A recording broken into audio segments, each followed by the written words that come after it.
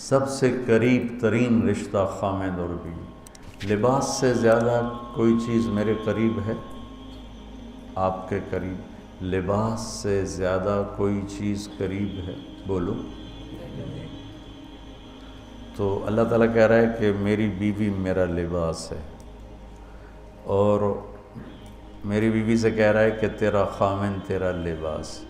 تو میں سے مراد سب شادی شدہ، جتنے شادی شدہ لوگ ہیں۔ تو میں بھی کون ہے شادی شدہ طلبہ میں؟ ماشاءاللہ کافی بابرکت مجمع ہے۔ ہاں اچھا، تو اللہ تم سے کہہ رہا ہے تمہاری بیوی تمہارا لباس ہے۔ سب سے قریب شادی کے بعد قریب ترین رشتہ لفظ لباس بتا رہا ہے بیوی ہے۔ قریب ترین رشتہ بیوی ہے، اور جو قریب ترین ہوتا ہے وہ پہلے ہوتا ہے، اس کا حق پہلے آ جاتا ہے، قریب ہو گیا۔ اور کل میں نے کہا تھا کہ لباس اور میرے درمیان کوئی چیز حائل نہیں ہے۔ اس سے میں نے وہ ایک حدیث کو اس کے ساتھ جوڑا تھا جو آپ نے حضرت فاطمہ رضی اللہ تعالیٰ عنہ سے فرمایا تھا کہ جسے میں پسند کروں اسے تو پسند نہیں کرے۔ تو چپ کر کے واپس چلی گئیں اور اپنی اور بیگمات رسول سے فرمایا کہ بھائی آپ جانو اور آپ کا مسئلہ، میں اب اس میں نہیں پڑتی۔ تو یہ رشتہ سب سے قریب ہو جاتا ہے، اس سے قریب اور کوئی رشتہ نہیں ہے۔ جب یہ سب سے زیادہ قریب ہے تو اس کے حقوق بھی سب سے پہلے ہوں گے، اس کا حق بھی سب سے پہلے ہوگا، اس کا خیال بھی سب سے پہلے ہوگا۔ ہمارا جوائنٹ فیملی سسٹم ہے۔ میں کوئی بچیوں کو ساس سسر کے خلاف نہیں بھڑکا رہا، جو سسرال میں زیادتی ہو رہی ہے میں اس کے ازالہ کی کوشش کر رہا ہوں۔ آنے والی بچی اپنے ماں باپ کو چھوڑ کر آئی ہے، اب وہ اپنے خامد کے ماں باپ کو اپنا ماں باپ بنا لے تو اس کی سعادت ہے، اور بچے کے ماں باپ نے اپنی بیٹیوں کو آگے روانہ کر دیا ہے، وہ اس آنے والی بہو کو اپنی بیٹی بنا لیں تو کتنا خوبصورت ہو جائے گا یہ نظام۔ لیکن تربیت بھی نہیں ہے اور سیرت بھی سامنے نہیں ہے۔ مجھے حدیث یاد آ گئی، میرے نبی نے فرمایا یہ جو میرے انصار مدینہ ہیں، سنو بڑی عجیب حدیث ہے، یہ جو میرے انصار مدینہ ہیں یہ اتنے اچھے ہیں، ان کے گھر کسی کی بیٹی جب شادی ہو کے آتی ہے تو اسے یہ احساس ہی نہیں ہوتا میں سسرال میں ہوں یا ماں باپ کے پاس۔ یہ میں چاہتا ہوں، یہ میری تشریح میں کوئی کمی زیادتی ہو جاتی ہوگی، کوئی سائٹ زیادہ بیان ہو جاتی ہے، کوئی کم ہو جاتی ہے، لیکن میں یہ چاہتا ہوں۔ یہ حدیث مجھے اللہ نے ابھی یاد دلوائی ہے، حیات الصحابہ میں ہے، جلد اول میں ہے، کہ آپ نے فرمایا کہ یہ جو میرے انصار، میں دوبارہ کہہ رہا ہوں، یہ جو میرے انصار مدینہ ہیں یہ اتنے قابل تعریف ہیں کہ ان کے گھر جب کسی کی ڈولی اترتی ہے تو اس آنے والی بچی کو یہ احساس نہیں ہوتا کہ میں اپنے گھر میں ہوں یا سسرال کے گھر میں۔ میرے عزیزو، کم از کم تم جو میری اولاد ہو، تم میری روحانی اولاد ہو، تم تو میری بات کو آگے چلاؤ کہ تم اپنے گھر کو، اپنی بیوی کو اس طرح رکھو، اپنے ماں باپ کو بھی اس پہ تیار کرو، اپنی بہنوں کو اس پہ تیار کرو۔ ایک رخ تنقید دی، اے کر دی بھائی، اے کر دی بھائی، یہ سارا یہ میرا ماحول ہے۔ پتہ اٹھیندی کی میں، باندھی کی میں، ٹردی کی میں، یہاں تک یہ ساری کانوں سنی بات ہے۔ تو بچے کے ماں باپ کہیں ہماری بیٹیوں کی تو شادی ہو گئی، اللہ نے ہمیں بیٹی دے دی ہے، اب ہم اس کو بیٹی بنا کے رکھیں گے، اور آنے والی کہے کہ میرے ماں باپ کو تو میں نے چھوڑ دیا، اب میرے خامد کے ماں باپ میرے ماں باپ ہیں، میں نے ان کے پاؤں دھو کے پینے ہیں، تو خود اپنی خوشی سے سارے گھر کی خدمت کرے، کون روکتا ہے؟ لیکن جو ہمارا ایک جابرانہ ماحول ہے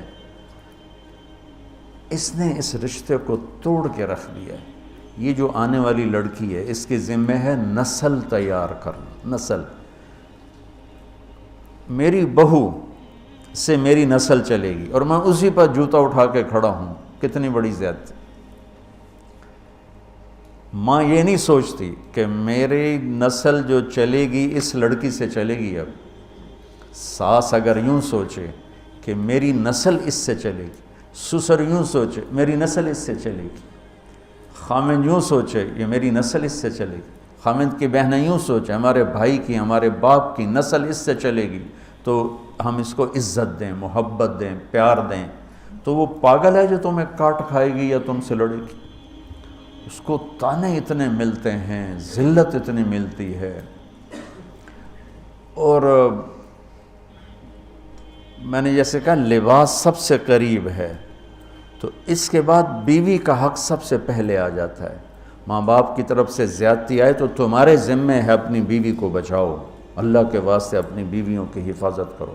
ہاں تمہاری بیوی کی طرف سے زیادتی آئے تو اللہ کے واسطے ماں باپ کی حفاظت کرو۔ تو اس کا مطلب یہ نہیں کہ تم ڈنڈا اٹھا لو، اپنے اخلاق ایسے بناؤ، سپرنگ بن جاؤ، سپرنگ جو فریشر سے کو قبول کر کے دب کر کے نیچے چلا جاتا ہے۔ نیچے جانے میں جڑ جانے کا نظام چھپا ہوا ہے کہ جھک جاؤ، ماں باپ ناراض ہو ان کے پاؤں پکڑ لو، بیوی ناراض ہو اس کے پاؤں پکڑ لو۔ ذلت میں عزت چھپی ہوئی ہے، ساری زندگی کا تجربہ بتا رہا ہوں۔ ذلت اللہ کی رضا کے لیے ذلت اٹھانے میں عزت چھپی ہوئی ہے۔ ہن لباس لکم، کتنا ہی مجھے غصہ چڑھا ہو میں اپنے کپڑے پھاڑوں گا؟ مجھے غصہ آ گیا، میں نے اپنے کرتے پھاڑنے میں کسی یہ پاگل تو کرے گا، سمجھدار دوئے دا کرتا پاڑے گا، اپنا نہیں پاڑے گا۔ اب مجھے بیوی پہ غصہ چڑھ گیا تو میرا لباس ہے، اس کو تار تار کر دوں، گالیاں دوں، تھپڑ ماروں؟ تو ایسا ہی جیسے میں اپنے کرتے کو پھاڑ رہا اور اپنے کرتے کو تار تار کر رہا۔ بیوی کو غصہ چڑھے تو وہ اپنے کپڑے پھاڑتی ہے۔ کپڑوں کے لیے کتنے حفاظتی نظام ہیں، الماریاں بنی ہوئی ہیں اور ہینگر بنے ہوئے ہیں، کریز خراب نہ ہو۔ میں جب پڑھتا تھا نا لاہور، تو اسکول میں یا کالج کا میں سب سے خوش لباس لڑکا کہلاتا تھا، کہ میں اپنی اسکول سے آ کر نا، اب ہاسٹل میں کوئی استریاں تو ہیں نہیں، نہ ہی کوئی نوکر، تو اپنی پتلون کو ایسے ہاتھوں سے استری کرنا اور کر کے پھر تہ لگانا، پھر سرانے کے نیچے رکھنا، پھر اس کے اوپر سونا تاکہ خود بخود استری ہو جائے اور کریز ٹھیک ہو جائے، اور رات کو بالوں کے اوپر رومال باندھنا تاکہ بالوں کی سیٹنگ خراب نہ ہو جائے۔ کیونکہ میں نے بال بنوائے تھے وحید مراد کٹ بال، 2 فلم سٹاروں کا ہیئر کٹ چلا، ایک دلیپ کمار کا، ایک وحید مراد کا۔ تو عام جو تھے نا بال کاٹنے والے، وہ 8 آنے لے کے بال کاٹ دیتے تھے۔ وحید مراد کٹ کے لیے 5 روپے لگتے تھے۔ 5 روپے اس زمانے میں بہت بڑی دولت تھی، جب ڈالر 1 روپے کا تھا۔ $5 کتنے ہو گئے ہیں جی؟ 500 سے اوپر ہے۔ تو یوں سمجھو کہ وہ 5 روپے دے کر وحید مراد کٹ بنتا تھا، تو پھر میں وہ اوپر رومال باندھتا تھا کہ سوتے ہوئے میرے بالوں کا ہیئر سٹائل خراب نہ ہو جائے۔ ایک چھوٹا سا بچہ ہے لیکن اپنے لباس کو کیسے حفاظت کر رہا ہے، کریز ٹھیک کر رہا ہے، سرانے کے نیچے رکھ رہا ہے اور اس کو صاف ستھرا رکھ رہا ہے۔ ہم کھاتے ہوئے کیا کرتے ہیں، آگے اگر کپڑے نئے پہنے ہوں تو آستینیں چڑھا لیتے ہیں کہ کہیں کوئی شوربہ، کچھ سالن ادھر نہ لگ جائے، ادھر نہ لگ جائے۔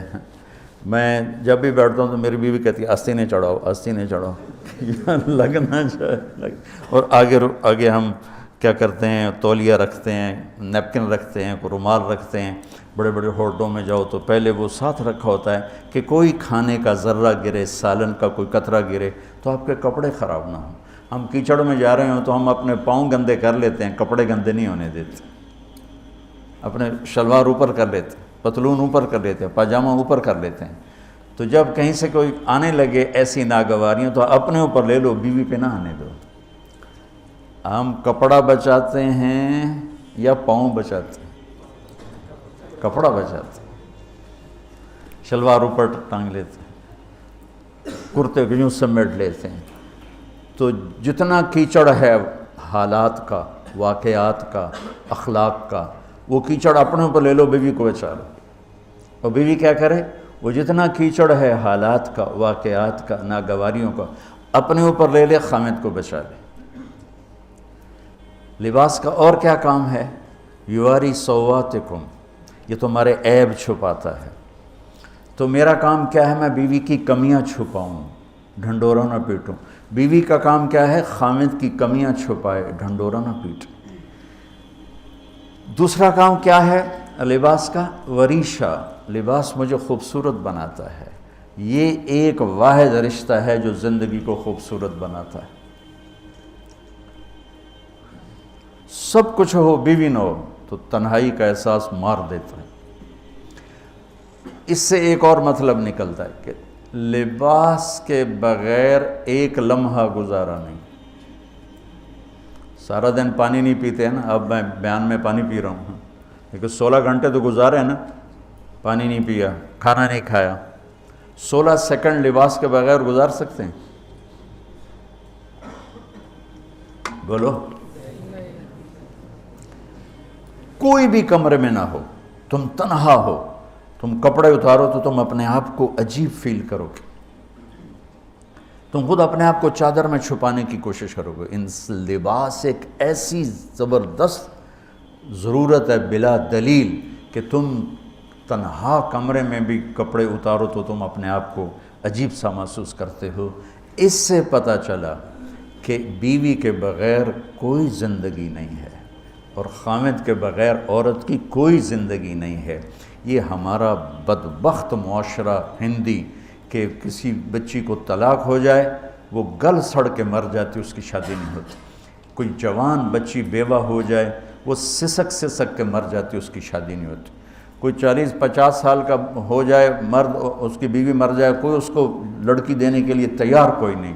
اور لباس کا لفظ بتاتا ہے کہ شادی کے بغیر انسان ننگا ہے، اور ننگے انسان کا کوئی کہیں بھی گزارا نہیں ہے.